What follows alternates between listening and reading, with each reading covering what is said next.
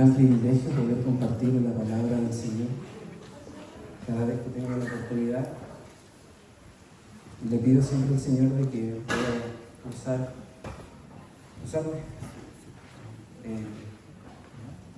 porque entendemos de que los hombres somos falibles, somos instrumentos falibles, pero que comunicamos un mensaje que es infalible.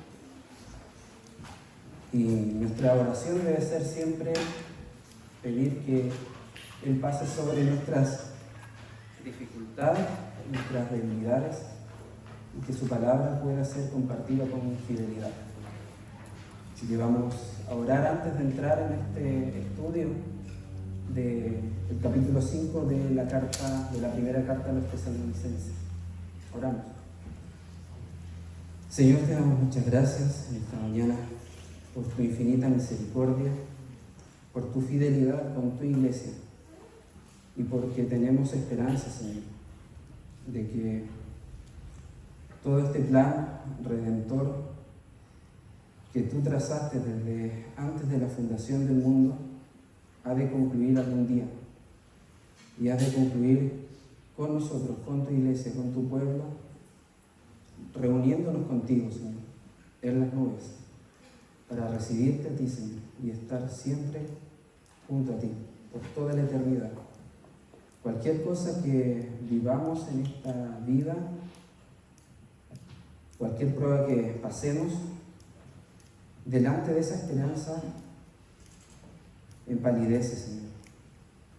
Así que te pedimos que podamos mirar a través de estos pasajes que somos bendecidos en ti, Señor, y de que tenemos una promesa que es que tú vendrás por tu iglesia para que estemos eternamente junto a ti, disfrutando de tu presencia por los siglos de los siglos.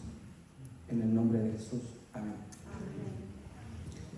Bien, para aquellos que nos visitan por primera vez, nosotros estamos haciendo un estudio sistemático de la primera carta a los Tesalonicenses, así que pueden ir hoy día vamos a comenzar el capítulo 5 de la carta a los Tesalonicenses, y estos dos últimos capítulos, en realidad toda la carta habla acerca de un aspecto que es la venida del Señor, desde el mismo capítulo 1, ya lo mencioné, pero en los capítulos 4 y 5, Pablo, que es el autor de la carta, va a comenzar a dar unas instrucciones aún más intensas, podríamos decir, de acuerdo a la problemática que estaban viviendo los hermanos de la iglesia de Tesalónica. Eran hermanos que habían sido ministrados o habían sido enseñados por el apóstol Pablo en su segundo viaje misionero, como aparece en Hechos capítulo 17. Esta iglesia se funda en ese segundo viaje misionero y el apóstol Pablo comparte con esta iglesia por 3 semanas y luego tiene que salir arrancando por la persecución de los judíos. La carta a los Tesalonicenses es probablemente la primera carta en ser escrita que aparece en el Nuevo Testamento. Ni siquiera todavía circulaban los evangelios ni ninguna otra carta de Pablo entre las iglesias. Por lo tanto, no había otras instrucciones para esta iglesia que el tiempo que pasó ministrando el apóstol Pablo con ellos. Y por lo tanto, cuando reciben esta primera carta, no tienen otras escrituras o no tienen otras cartas por las cuales ellos puedan haber sido consolados. Por lo tanto, tienen muchas dudas, y una de esas dudas es lo que respecta a la segunda venida de Cristo. Sin duda, el apóstol Pablo, cuando estuvo con ellos por 3 semanas, les habló de la segunda venida de Cristo.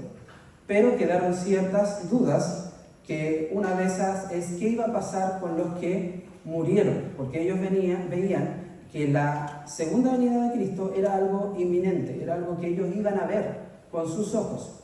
Entonces, sus familiares, sus amigos estaban muriendo. ¿Qué iba a pasar con ellos cuando Cristo iba a venir? O cuando Cristo volviera. Ese era el tono de por qué Pablo está escribiendo esta porción de las Escrituras. Por lo tanto, la carta no tiene el propósito de ser una explicación exhaustiva de todos los acontecimientos que van a suceder, porque el propósito del apóstol Pablo es traer consuelo y esperanza a los tesalonicenses. Por lo tanto, nosotros también tenemos que tener ese entendimiento cuando vemos la carta. Vimos algunas aclaraciones antes de empezar el domingo pasado, que lo que vamos a compartir hoy día es la postura que tenemos como iglesia local, porque en asuntos de los últimos días hay mucha diferencia entre iglesia evangélica e iglesia evangélica, ¿ya? Así que lo que vamos a estar compartiendo es la postura que tenemos como iglesia, cómo nosotros, de acuerdo a nuestro entendimiento bíblico, entendemos cómo han de suceder estos tiempos, y que también, y esto es un tema importante, que eso se ajusta a lo que ha creído la iglesia de manera general históricamente, ¿ya? Además, que vamos a entrar en el capítulo 4, a pesar de que vamos a estar viendo el 5, porque vamos a tocar algunos puntos de lo que se vio el domingo pasado y que son relevantes para lo que vamos a estar viendo hoy día.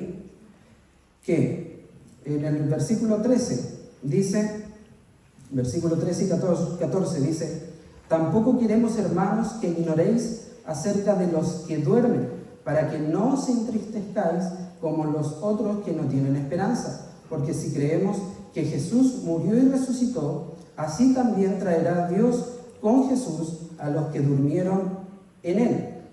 Entonces, los tesalonicenses sabían del regreso de Cristo, pero para ellos, como era algo tan inminente, que estaban seguros que lo iban a ver, comenzaron a preguntarse qué iba a pasar con aquellos que habían partido siendo cristianos, aquellos que habían sido muertos.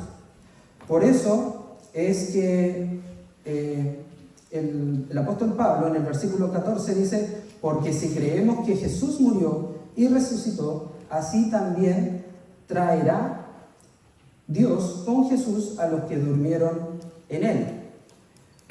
Sin lugar a duda, cuando hay muerte de alguien va a haber tristeza, pero cuando hay un desconocimiento acerca de la eternidad, esa tristeza siempre va a venir acompañada de desesperanza, que es lo que aparece en el comienzo del versículo 13. Tampoco queremos, hermanos, que ignoréis acerca de los que duermen, para que no entristezcáis como los que no tienen esperanza. Hay un grupo que tiene esperanza y otro grupo que no tiene esperanza. Y eso decíamos el domingo pasado, que ustedes lo habrán visto ciertamente en algún funeral de alguien no cristiano. Cuando hay la pérdida de alguien y no se tiene esperanza de una vida después de la muerte, una vida con Cristo después de la muerte, entonces hay completa desesperanza.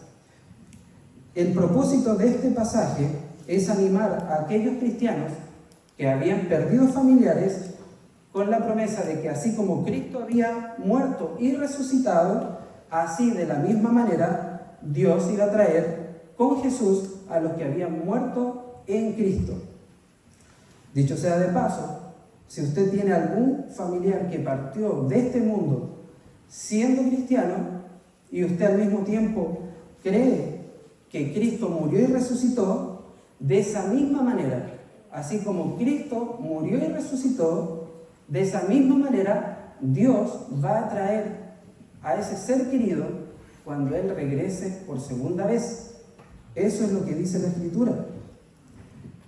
En el versículo 15 al versículo 17 dice: por lo cual os decimos esto en palabra del Señor, que nosotros que vivimos, que habremos quedado hasta la venida del Señor, no precederemos a los que durmieron, es decir, a los que murieron.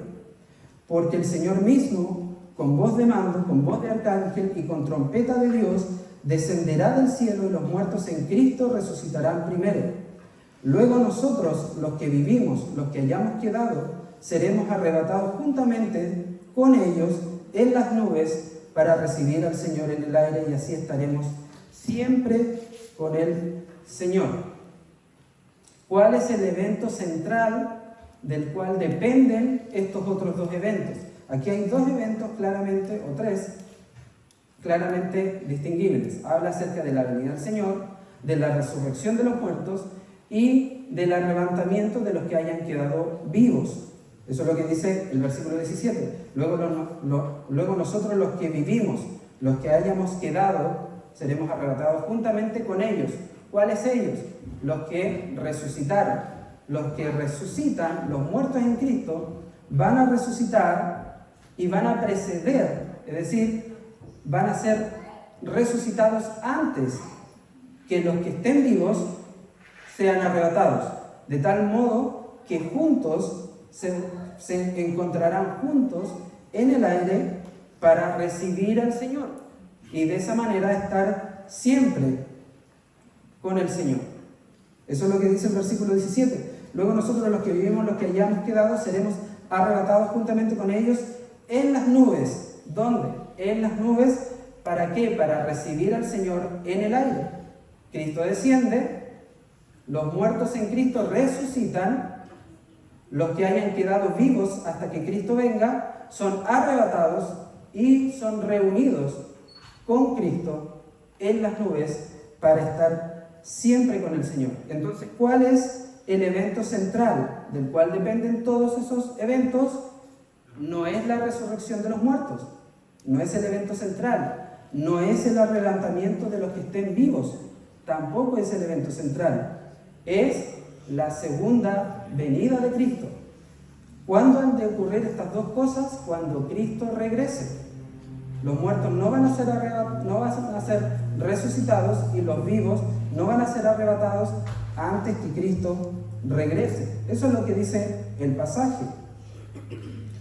Primero los muertos son resucitados y luego los vivos serán arrebatados. Estos dos sucesos, aunque son distinguibles, no están separados por un lapso de tiempo. Son dos eventos que son claramente distinguibles: la resurrección de los muertos y el arrebatamiento de aquellos que estén vivos. Son distinguibles, pero no están separados, porque han de ocurrir cuando Cristo regrese. Entonces, ¿por qué es necesaria la resurrección de los muertos? ¿Por qué es necesaria? Y la semana pasada, después del culto, algunos hermanos se me acercaron para hacerme algunas preguntas en relación a esto, y que tenían que ver con el estado actual de las almas que hoy día ya están en presencia del Señor. Aquí Pablo utiliza el término durmieron. Dice, los que durmieron. Es una forma más tierna de decir los que murieron en Cristo. Como cristianos y como iglesia evangélica y protestante, nosotros rechazamos aquella enseñanza que dice que el alma se encuentra dormida en una especie de trance o stand-by hasta que Cristo venga y luego es activada o es despertada.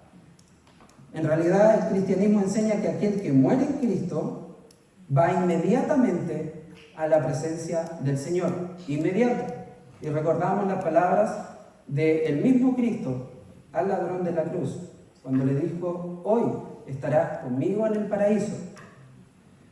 En 2 Corintios capítulo 5, versículo 6, dice: así que vivimos confiados siempre, sabiendo que entre tanto que estamos en el cuerpo, estamos ausentes del Señor. Porque por fe andamos, no por vista, pero confiamos y más quisiéramos estar ausentes del cuerpo, otra manera de decir, ya partir de este mundo y presentes al Señor. El texto nos indica que en el momento que nosotros partimos de este mundo, abandonamos el cuerpo, vamos directamente a la presencia del Señor.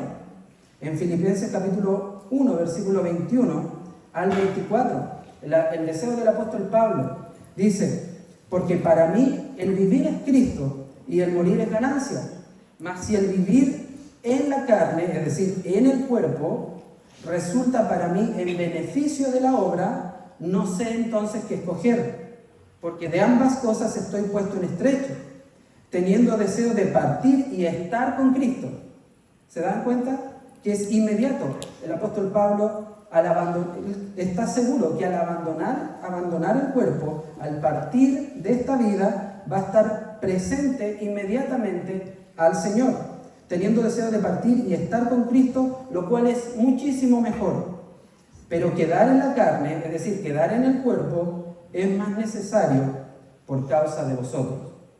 En esa lucha estaba el apóstol Pablo. Sabía que estar presente en el cuerpo, estar presente en esta vida, era beneficioso para los hermanos, pero mucho más beneficioso para él era estar presente delante del Señor.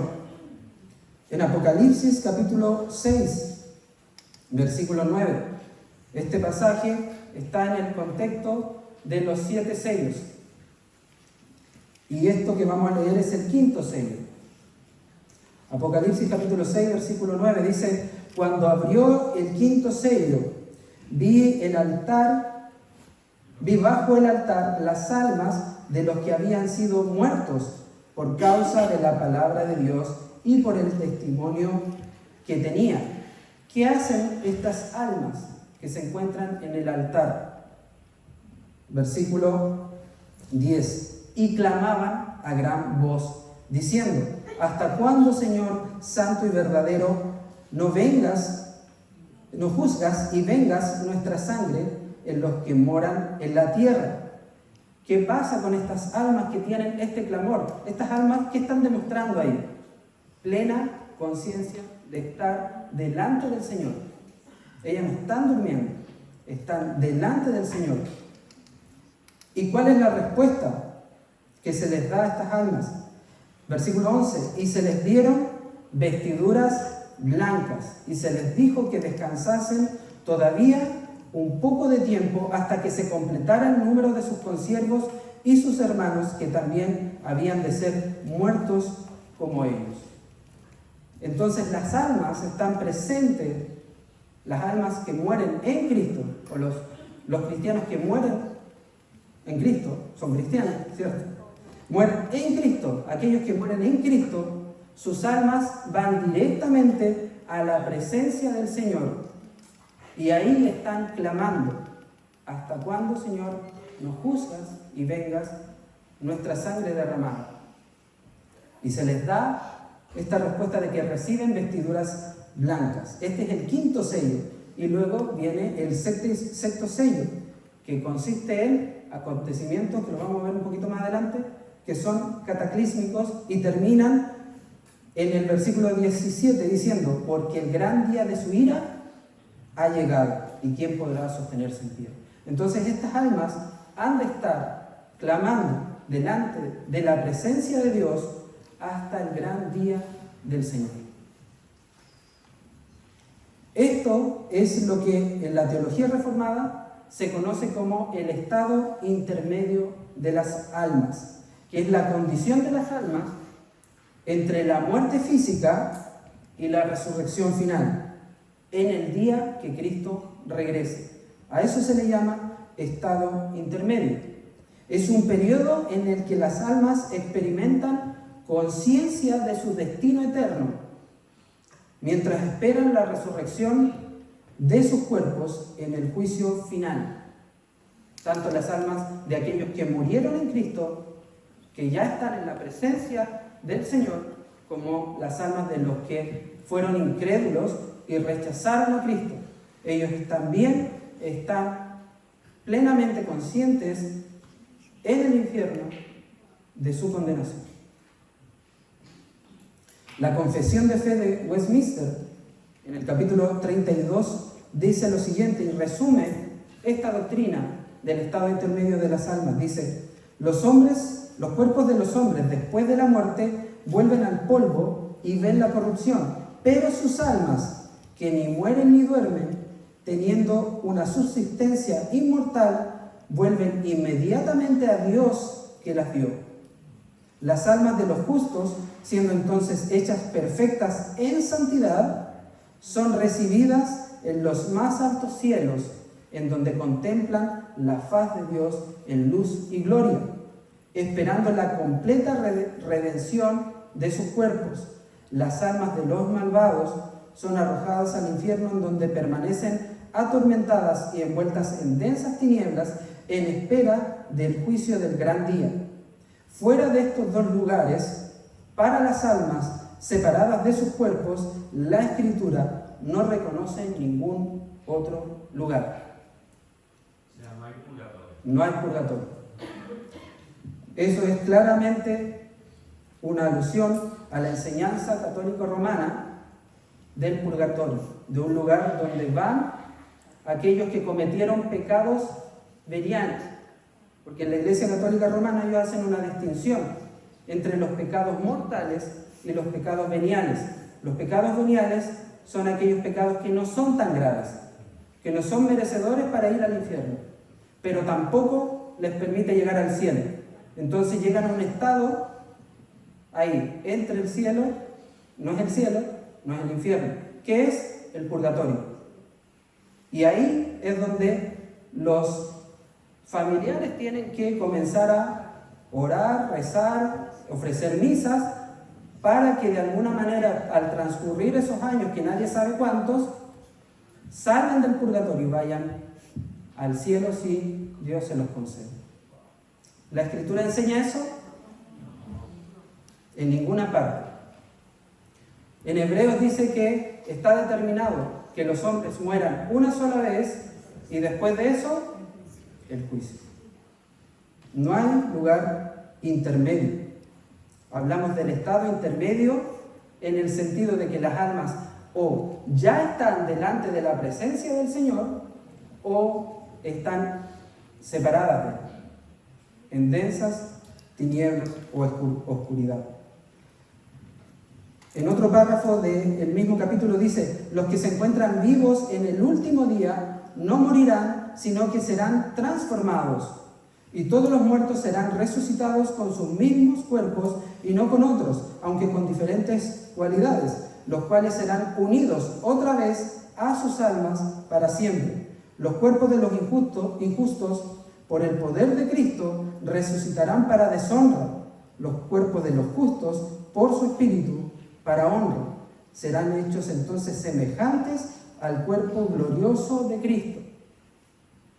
En Romanos 8:23, hablando acerca de la redención que espera la tierra recibir cuando Cristo se manifieste, dice: y no solo ella, sino que también nosotros mismos, los cristianos, que tenemos las primicias del Espíritu, nosotros también gemimos dentro de nosotros mismos, esperando la adopción, la redención de nuestro cuerpo.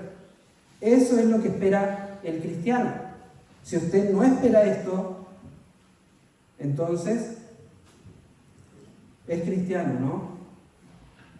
El que es cristiano espera ser revestido de esa nueva naturaleza que Cristo entregará cuando Cristo se manifieste en su segunda venida.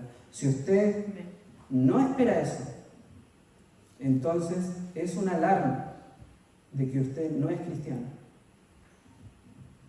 Aunque diga hacerlo, aunque se congregue en una iglesia incluso, pero si usted no espera este evento, si usted no es consolado a través de este evento, si usted no tiene la esperanza de que Cristo va a regresar, entonces vana es vuestra fe, dice Pablo en 1 Corintios 15. En Romanos 8:30 dice: y a los que predestinó, a estos también llamó, y a los que llamó, a estos también justificó, y a los que justificó, a estos también glorificó. Ese último eslabón en la cadena de salvación es la glorificación. ¿Cuándo ha de ocurrir? Cuando Cristo vuelva. Cuando Cristo vuelva, Él entregará un nuevo cuerpo a aquellos que murieron en Él o a aquellos que estén vivos cuando Él se manifieste. En 1 Corintios 15, del versículo 50 en adelante, dice: por esto digo, hermanos, y esto es algo que me preguntaron la semana pasada, por esto digo, hermanos, que la carne y la sangre no pueden heredar el reino de Dios, ni la corrupción hereda la incorrupción. Nosotros no podemos habitar la eternidad con este cuerpo mortal. La carne y la sangre no pueden heredar el reino de Dios. Usted no va a habitar la eternidad con el mismo cuerpo que tienen hoy día. Por eso el apóstol Pablo en el versículo 51 comienza: he aquí os digo un misterio, no todos dormiremos, pero todos seremos transformados en un momento, en un abrir y cerrar de ojos, a la final trompeta, porque se tocará la trompeta y los muertos serán resucitados. ¿De qué manera? Incorruptibles. Su cuerpo, y usted lo manifiesta, usted lo ve, su cuerpo es corruptible, su cuerpo envejece, su cuerpo se enferma, se deteriora, se cansa. Pero cuando reciba una nueva naturaleza el día que Cristo venga, usted tendrá un cuerpo que será incorruptible. Porque se tocará la trompeta y los muertos serán resucitados incorruptibles, y nosotros, los que estén vivos, nosotros no sabemos si seremos parte de los que serán resucitados o arrebatados, pero todos seremos transformados. Porque es necesario, versículo 53, porque es necesario que esto corruptible, este cuerpo que se corrompe, se vista de incorrupción, y esto mortal se vista de inmortalidad. Y cuando esto corruptible se haya vestido de incorrupción y esto mortal se haya vestido de inmortalidad, entonces se cumplirá la palabra escrita: sorbida o absorbida, ahogada en otros términos, es la muerte en victoria. ¿Qué indica esto? Que el día que Cristo regrese, la muerte será derrotada de manera definitiva. Todo esto va a pasar cuando Cristo regrese. Todo esto. Y esto es lo que ha creído la Iglesia de manera histórica. Que todos estos eventos han de ocurrir cuando Cristo regrese. Todo esto. Con eso pasamos al capítulo 5.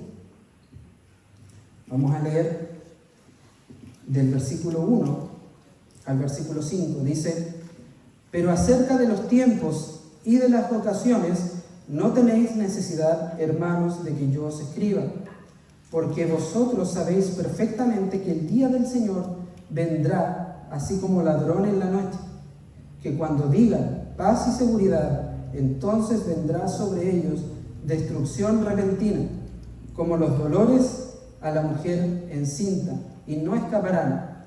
Mas vosotros, hermanos, no estáis en tinieblas, para que aquel día os sorprenda como ladrón, porque todos vosotros sois hijos de luz e hijos del día.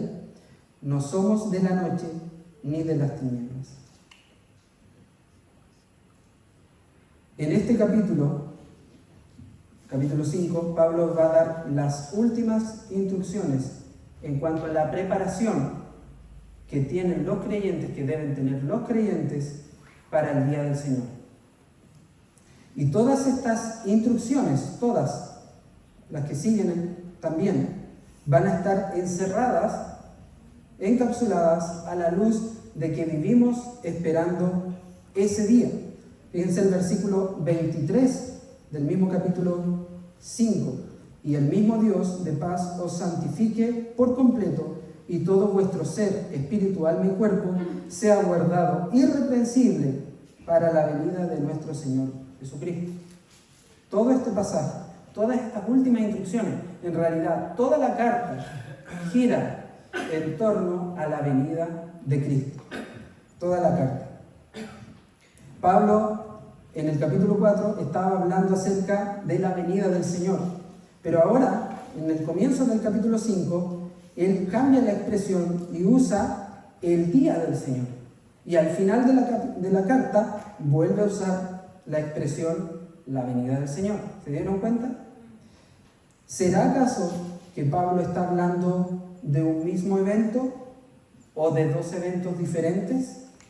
¿Estará hablando de un mismo evento, la venida del Señor y el día del Señor? ¿O estará hablando de dos eventos, la venida del Señor, el día del Señor? El domingo pasado hablamos acerca de que la gran mayoría de las iglesias evangélicas tienen un entendimiento acerca del fin de los tiempos dividido en etapas. Y la forma, la voy a resumir, hay un rapto que es pretribulacional, donde la iglesia es sacada, luego comienzan 7 años de tribulación, luego terminados esos 7 años de tribulación viene la segunda venida de Cristo, luego comienza un milenio de 1000 años, literal, y luego de terminado ese milenio viene el juicio final. Esta forma de entendimiento, hermanos, y no, como decíamos el domingo pasado, no estoy atacando su cristianismo si usted lo cree así, pero esta forma de entendimiento tiene su origen hace menos de 200 años. La iglesia históricamente había visto la venida de Cristo, el día del Señor, y todos los sucesos que están envueltos dentro de esa venida como un solo evento, históricamente. De hecho, las confesiones protestantes mencionan de que esto es el gran día del juicio final, o el día del Señor, o la venida del Señor. Todo esto, la resurrección de los muertos, el arrebatamiento de los que se encuentren vivos, el juicio de las naciones, la creación de cielo nuevo y tierra nueva, todo esto ha de ocurrir, la iglesia lo ha entendido, en un mismo día. Pero con la aparición de este modelo, de esta forma de interpretación, que luego se popularizó por medio de una Biblia de comentarios que se llama la Biblia de Scofield, y a partir también de películas y series, las iglesias evangélicas han tenido un entendimiento de que la venida de Cristo es por etapas, como decíamos. Primero el rapto, luego 7 años de tribulación, luego la segunda venida, milenio, juicio final, luego la eternidad.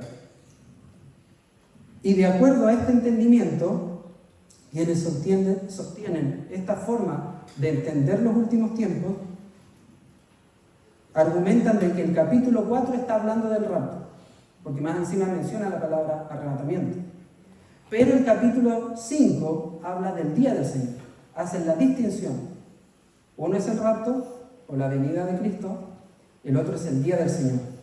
Y ese día no es un día literal, sino es un periodo de tiempo que comienza desde el inicio de la gran tribulación y va a abarcar hasta el juicio del gran trono blanco. Es decir, son 1007 años. Los 7 años de tribulación, los 1000 años del milenio.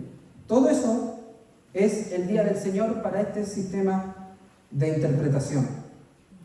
Y por lo tanto, nosotros no esperamos el día del Señor, y eso es lo que ellos mencionan literalmente.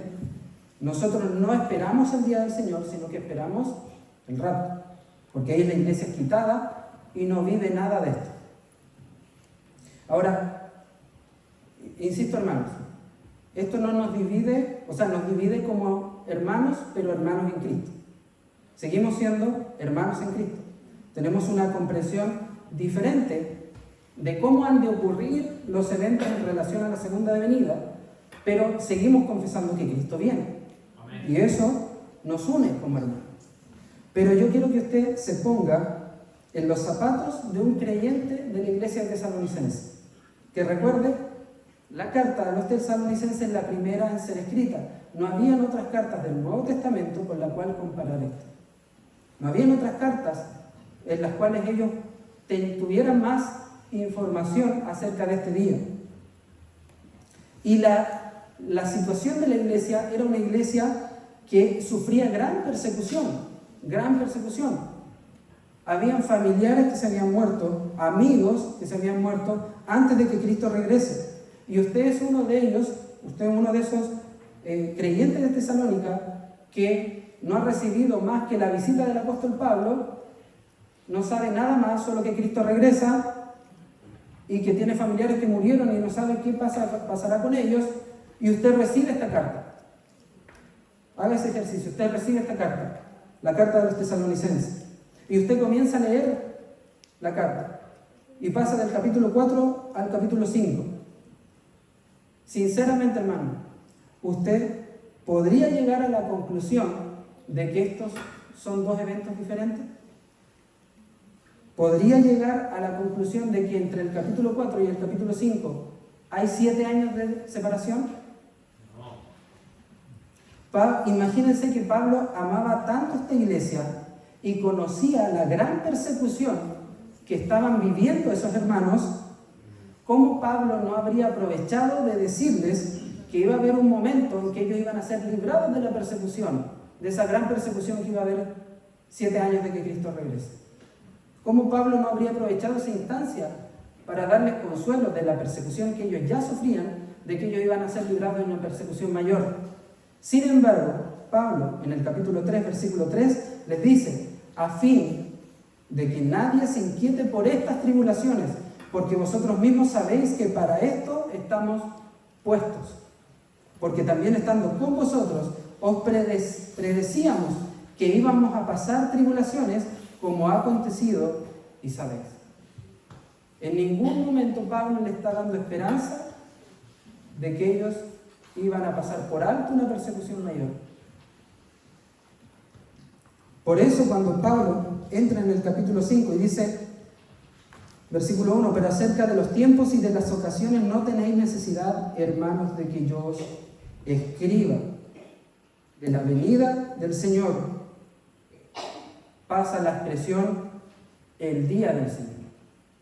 Pero estamos hablando del mismo día, del mismo evento.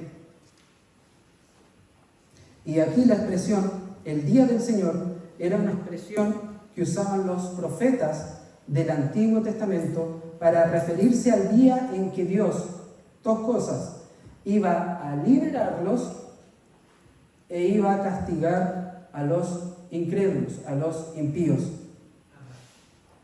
Estas dos cosas, en el entendimiento de los profetas del Antiguo Testamento, estas dos cosas iban a ocurrir: la liberación y el castigo de las naciones impías. Fíjense además cómo Pablo mismo, como si fuera más que suficiente, en la segunda carta de los Tesalonicenses, capítulo 2,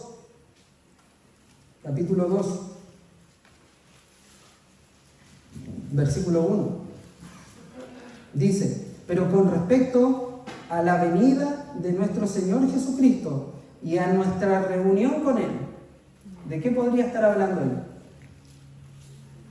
Os rogamos, hermanos, que no os dejéis mover fácilmente de vuestro modo de pensar, ni os conturbéis ni por espíritu, ni por palabra, ni por carta, como si fuera nuestra, en el sentido de que el día del Señor está cerca.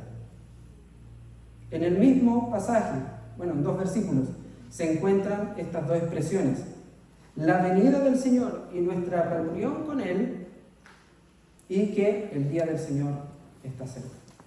Está hablando del mismo día, del mismo evento, no de eventos separados y no de eventos que han de ocurrir en un transcurso del tiempo.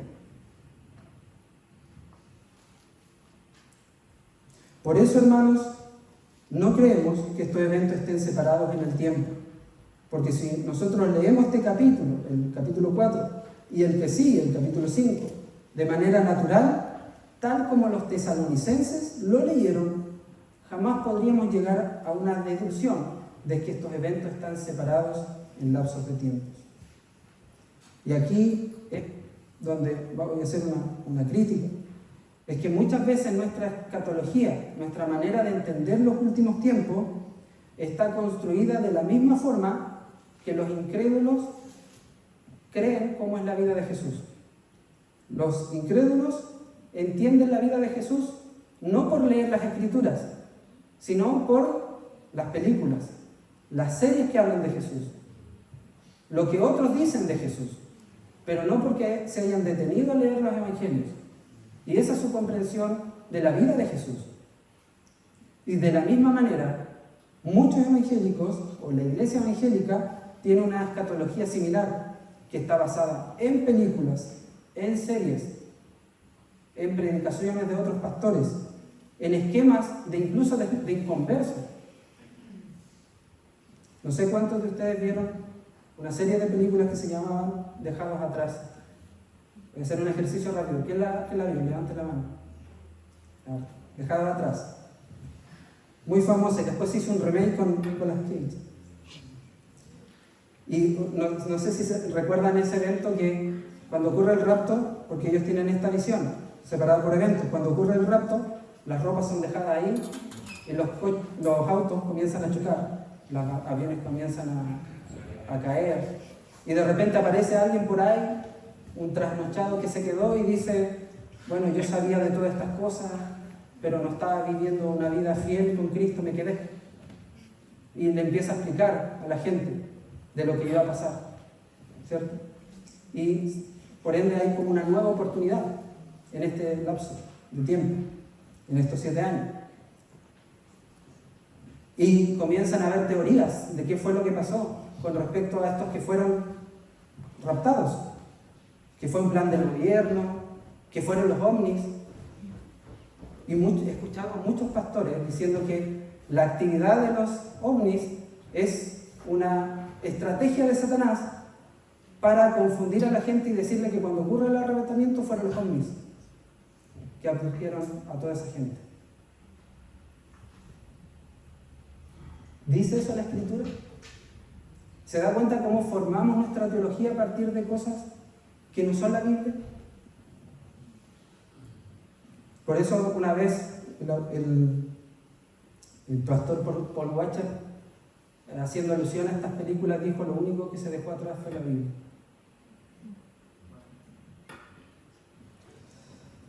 Versículo 2, capítulo 5. Porque vosotros sabéis perfectamente que el día del Señor vendrá a sí mismo, vendrá así como ladrón en la noche. Versículo 3, que cuando digan paz y seguridad, entonces vendrá sobre ellos destrucción repentina, como los dolores a la mujer encinta, y no escaparán. Ahí no hay oportunidad. ¿Se dan cuenta? Cuando el día del Señor ocurra, hermanos, será un día de bendición para el pueblo de Dios y de terrible destrucción para aquellos que lo rechazaron. Vendrá sobre ellos destrucción repentina. Y decíamos que los profetas del Antiguo Testamento hablaron del día del Señor como un día de juicio y castigo para los impíos, pero también de liberación para los justos. La comprensión que tenían los profetas del Antiguo Testamento era que esto iba a ocurrir en un único y decisivo día, y veían la venida del Mesías como ese día. En Amós, esto lo vamos a desarrollar probablemente más adelante, en la segunda carta, pero en Amós capítulo 5, versículo 18 dice: ay de los que desean el día de Jehová. Ahí está la expresión. Y esto es una gran prueba de la deidad de Cristo, porque aquí está hablando del día de Jehová, y en el Nuevo Testamento está hablando del día de Cristo. Está hablando de que Cristo es Dios. Hay de los que desean el día de Jehová. ¿Para qué queréis este día de Jehová? Será de tinieblas y no de luz, como el que huye de delante del león y se encuentra con el oso, o como si entrare en casa y apoyare su mano en la pared y le muerde una culebra. No será el día de Jehová tinieblas y no luz, oscuridad que no tiene resplandor. Es un día terrible. Es un día terrible. En Daniel capítulo 7, para los impíos. Daniel capítulo 7, versículo 13 dice: miraba yo en la visión de la noche y he aquí con las nubes del cielo veía uno como hijo de hombre, que vino hasta el anciano de días y le hicieron acercarse delante de él. Y le fue dado dominio, gloria y reino, para que todos los pueblos, naciones y lenguas le sirvieran. Su dominio es dominio eterno, que nunca pasará, y su reino uno que no será destruido. Todo esto, los profetas del Antiguo Testamento veían que iba a ocurrir en un día decisivo. Pero ahora nosotros entendemos, por la revelación del Nuevo Testamento, que nosotros vivimos en un tiempo entre la primera venida de Cristo, en su nacimiento, y su segunda venida, que será en juicio. Y entre la primera y la segunda venida de Cristo, es un tiempo de misericordia y de proclamación del Evangelio. Él vino en la primera vez como un cordero, como el siervo sufriente, pero en la segunda vez Él vendrá como león, que vendrá a juzgar. Ahí ya no va a haber más misericordia. Él vino a completar, Él va a venir a completar la salvación de su pueblo y a condenar a todos los que no recibieron el amor de la verdad para ser salvos. En la primera venida Jesús vino como el siervo sufriente y Él inauguró el reino de Dios en su primera venida. ¿Se recuerdan ese episodio de Jesús con los fariseos? Que ellos le estaban diciendo a Jesús que Él echaba a los demonios por el espíritu de Belzebú. Jesús les responde: pero si yo por el Espíritu de Dios echo fuera a los demonios, ciertamente ha llegado a vosotros el reino de Dios. Cuando Cristo viene en su primera venida, Cristo inaugura el reino de Dios. Por eso, la predicación de Juan el Bautista era: arrepentíos porque el reino de Dios se ha acercado. El reino de los cielos se ha acercado. Se ha acercado. ¿Cuándo se acercó? Cuando Cristo vino en su primera venida. Y en su segunda venida, que es su retorno, Cristo traerá el juicio final y la consumación del reino. La consumación del reino. El reino ya está inaugurado. Y la proclamación del Evangelio es lo que tenemos entre la primera y la segunda venida de Cristo. Y cuando Él venga, Él consumará el reino. Por eso en Apocalipsis capítulo 11, versículo 15, dice: el séptimo ángel tocó la trompeta. Ese séptimo ángel es el último de los ángeles y está tocando la final trompeta. Y hubo grandes voces en el cielo que decían: los reinos del mundo han venido a ser de nuestro Señor y de su Cristo, y Él reinará por los siglos de los siglos. Ahí está la consumación del reino de Dios. Ese es el día del Señor. Y se nos dice que ese día vendrá como ladrón en la noche. Es decir, sin previo aviso. De la misma manera que un ladrón se presenta de forma inesperada y repentina, Cristo aparecerá. Todos sabemos que los ladrones no avisan, ¿cierto? Cuando quieren entrar en una casa. De esa misma manera, Cristo aparecerá como ladrón sin previo aviso. Él ya prometió que va a venir. Y cuando venga, ese día nadie lo conoce. Nadie. En Mateo 25, en la parábola de las 10 vírgenes, dice: entonces el reino de los cielos será semejante a 10 vírgenes que, tomando sus lámparas, salieron a recibir al esposo. 5 de ellas eran prudentes y 5 insensatas. Las insensatas, tomando sus lámparas, no tomaron consigo aceite, mas las prudentes tomaron aceite en sus vasijas, juntamente con sus lámparas, y tardándose el esposo, cabecearon todas y se durmieron. Estas 10 vírgenes son como lo que hoy entendemos como las damas de compañía de la novia, ¿cierto? Las damas de honor. Ellas iban a ir a esperar que llegara el esposo para luego entrar con el esposo. Ellos iban a recibir, de hecho el texto dice, ellos iban a recibir al esposo y luego iban a entrar con el esposo para que el esposo tomara la desposada. Versículo 6, y a la medianoche se oyó un clamor: he aquí viene el esposo, salid a recibirle. Entonces todas aquellas vírgenes se levantaron y arreglaron sus lámparas. Las 10 arreglaron sus lámparas. Y las insensatas dijeron a las prudentes: danos de vuestro aceite para que nuestras lámparas, porque nuestras lámparas se apagan.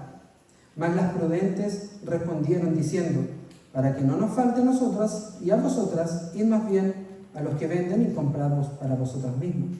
Pero mientras ellas iban a comprar, vino el esposo, y las que estaban preparadas entraron con él a las bodas, y se cerró la puerta. Después vinieron también las otras vírgenes diciendo: Señor, Señor, ábrenos. Mas él respondió respondiendo dijo: de cierto os digo que no os conozco. Velad, pues porque no sabéis el día ni la hora en que el Hijo del Hombre ha de venir. ¿Cuál es nuestra responsabilidad? No es nuestro deseo, nuestra responsabilidad estar adivinando cuándo Cristo ha de venir. Nuestra responsabilidad como cristianos es velar. Velar porque no sabemos cuándo es. Y aquí entra la pregunta obvia. ¿Usted está velando? No vamos a describir los detalles de la lámpara, el aceite, pero tomando esta misma parábola, usted se puede preguntar si su lámpara está cargada de aceite para no perderse ese día, porque usted no sabe cuándo va a llegar. En el capítulo anterior de Mateo 24, versículo 36 en adelante dice: pero del día y la hora nadie sabe, ni aun los ángeles de los cielos, sino solo mi Padre. Mas como en los días de Noé, así será la venida del Hijo del Hombre. Porque como en los días antes del diluvio estaban comiendo y bebiendo, casándose y dando en casamiento, hasta el día en que Noé entró en el arca. Y no entendieron hasta que vino el diluvio y se los llevó a todos. ¿Qué es esto? Juicio. Y no entendieron hasta que vino el diluvio y se los llevó a todos. Así será también la venida del Hijo del Hombre. Y no hay nada de malo en estas cosas, en comer, en beber, en casarse. Pero lo que da a entender el texto, lo que da a entender Jesús mismo, porque Jesús mismo es quien dice estas palabras, es que la gente estará completamente enfocada en estas cosas. No les preocupa la eternidad, no están conscientes ni les interesa su alma que es inmortal, pero la eternidad está en juego. O es la gloria del cielo o la oscuridad del infierno, porque no sabemos cuándo Cristo viene.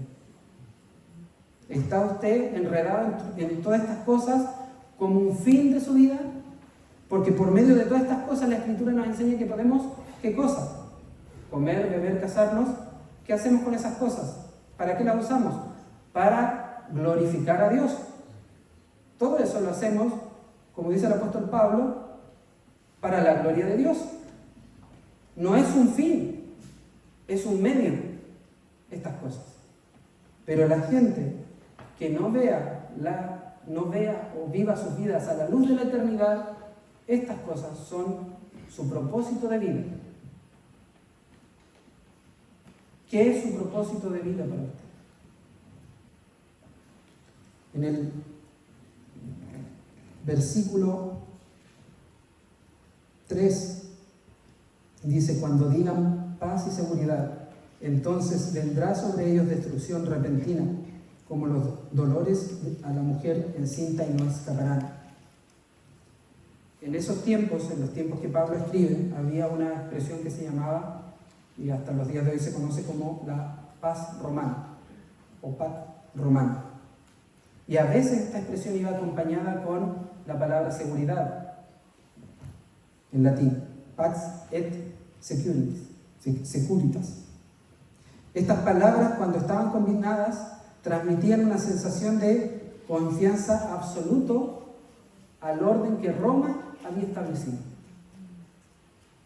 Roma, el Imperio Romano, se jactaba de este periodo de paz y seguridad.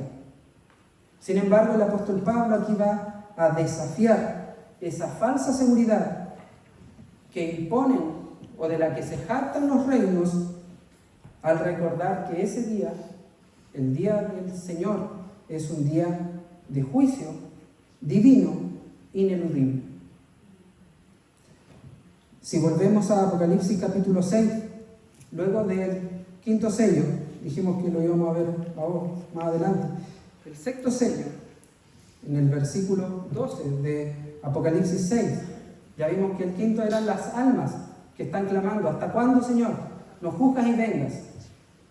Y el sexto sello, ¿en qué consiste? Miré cuando abrió el sexto sello, y he aquí hubo un gran terremoto, y el sol se puso negro como tela de silicio, y la luna se volvió toda como sangre, y las estrellas del cielo cayeron sobre la tierra, como la higuera deja caer sus higos cuando es sacudida por un fuerte viento, y el cielo se desvaneció como un pergamino que se enrolla, y todo monte y toda isla se removió de su lugar. Y los reyes de la tierra, los grandes, los ricos, los capitanes, los poderosos y todo siervo y todo libre, se escondieron en las cuevas y entre las peñas de los montes, y decían a los montes y a las peñas: caed sobre nosotros y escondernos del rostro de aquel que está sentado sobre el trono y de la ira del Cordero, porque el gran día de su ira ha llegado, y ¿quién podrá sostenerse en pie? ¿Qué es esto? ¿Qué es esto que nos habla todo el sexto sello? Es el último día. Es el último día, el gran día de su ira. Todos estos eventos que habla acerca de acontecimientos que van a sacudir la tierra, es el último día. En segunda de Pedro nos habla de esto, que los elementos ardiendo serán deshechos cuando ocurra el día del Señor. A tal punto que la gente va a decir, se va a esconder en esos montes, va a buscar lo que sea donde esconderse y va a pedir que caiga encima, que vayan a desear morir con tal de no ver ese día. ¿Cómo responde un cristiano entonces? Versículo 4, volviendo al capítulo 5. Mas vosotros, hermanos, no estáis en tinieblas, para que aquel día os sorprenda como ladrón. Porque todos vosotros sois hijos de luz e hijos del día. No somos de la noche ni de las tinieblas. Pablo nos da, y con esto ya estamos cerrando, una afirmación que es poderosa. No estamos en tinieblas, somos hijos de la luz y del día. Y esta identidad nos debe llamar a vivir una vida en santidad, en vigilancia y en esperanza, mientras esperamos ese día. Efesios capítulo 5, versículo 8 dice: porque en otro tiempo erais tinieblas, mas ahora sois luz en el Señor. Andad como hijos de luz, porque el fruto del Espíritu es en toda bondad, justicia y verdad, comprobando lo que es agradable al Señor, y no participéis en las obras infructuosas de las tinieblas, sino más bien reprendedlas, porque vergonzoso es aún hablar de lo que ellos hacen en secreto. Mas todas las cosas, cuando son puestas en evidencia por la luz, son hechas manifiestas, porque la luz es lo que manifiesta todo. Por lo cual dice, y hermano, escuche esto, si usted es creyente y está desanimado, por lo cual dice: despiértate tú que duermes, y levántate de los muertos, y te alumbrará Cristo. Mirad pues con diligencia cómo andéis, no como necios, sino como sabios, aprovechando bien el tiempo, porque los días son malos. Los días son malos. El Hijo de Dios, el Hijo de luz, de día, no encuentra paz y seguridad en este mundo, porque este mundo es un mundo caído, es un mundo que va en contra de Dios y en contra de su palabra. Su paz, la paz del cristiano y la seguridad del cristiano viene del cielo. Por eso el cristiano aprovecha su tiempo. En otras partes el apóstol Pablo dice: redimiendo el tiempo. ¿Cómo usted aprovecha su tiempo? ¿Cómo usted manifiesta que es hijo de luz y de día? En el capítulo 5 voy a tomar solamente un par de versículos que se van a ver el otro domingo, pero dice: Versículo 6. ¿Cómo nosotros podemos manifestar que somos hijos de luz? Versículo 6 dice, por tanto, no durmamos como los demás, sino velemos y seamos sobrios. Pues los que duermen de noche duermen, y los que se embriagan de noche se embriagan. Pero nosotros, que somos del día, seamos sobrios, habiéndonos vestido con la coraza de fe y de amor, y con la esperanza de salvación como yelmo. Así debemos vivir a la luz de que Cristo regrese. Por tanto, hermano, examínese, porque lo vimos el domingo pasado. Todo aquel que tiene esta esperanza se purifica así como Él es puro. Se purifica a sí mismo. Todo el que tiene la esperanza de que Cristo regresará, ¿qué está haciendo? ¿Está perdiendo el tiempo? No, está aprovechando el tiempo. ¿Cómo lo aprovecha?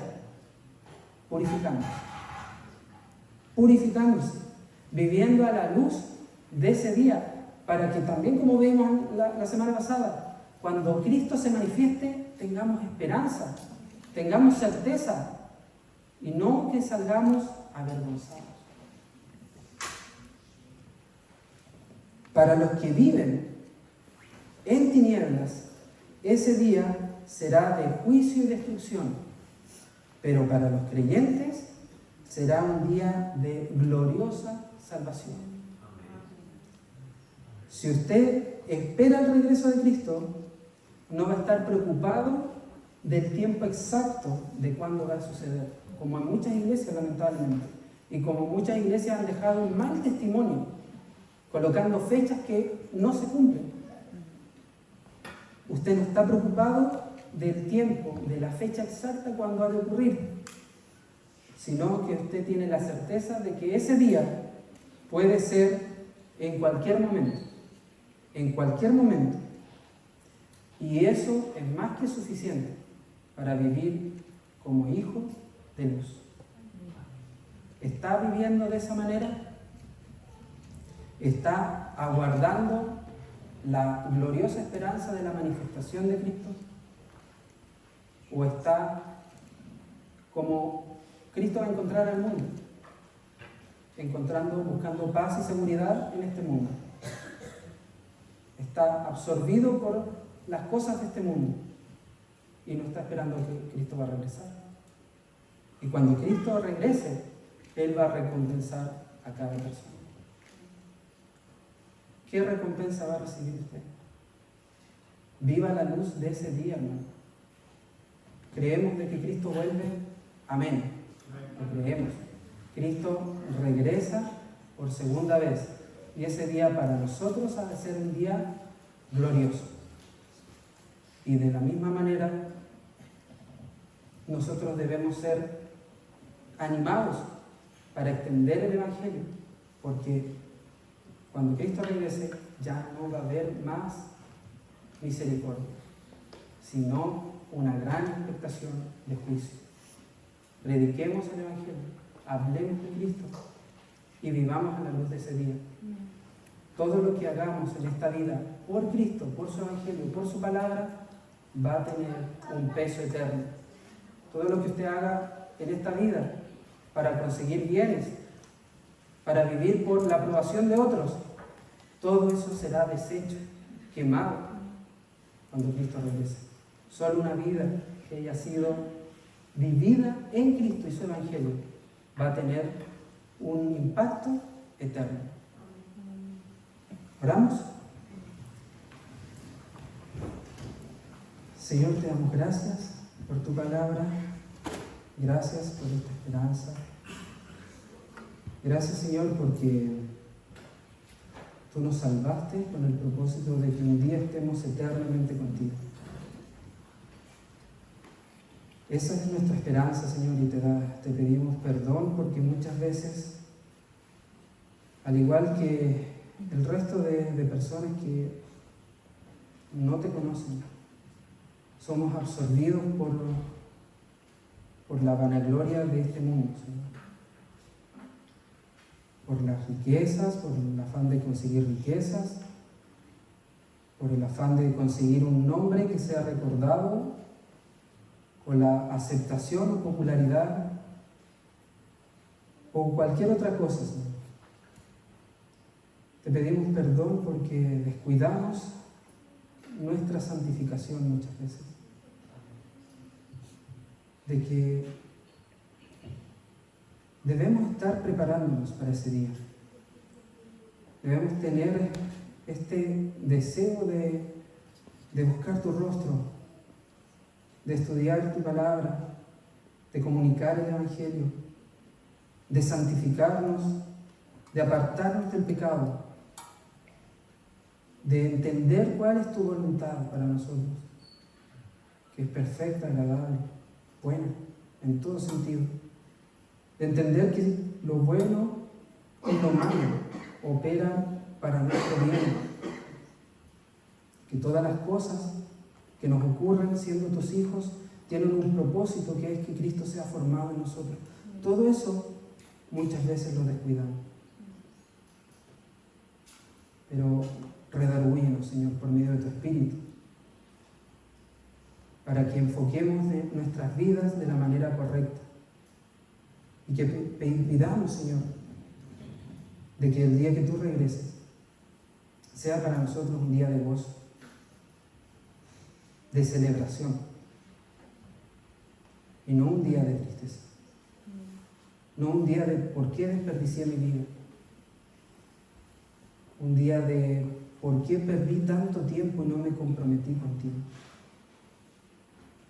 Ayúdanos, Señor, en nuestras debilidades, y que tu Espíritu Santo produzca en nosotros un deseo mayor por buscarte y por estar vigilando, Señor, velando. Gracias, Señor. Te pido que estas palabras, que es tu palabra, Señor, pueda quedar en los corazones de cada uno de los que se encuentran reunidos acá, y que pueda hacerles, por medio de tu obra, reconsiderar sus vidas, replanteárselas a la luz de tu regreso. En el nombre de Jesús oramos. Amén. Nos ponemos de pie, por favor, para finalizar con una oración.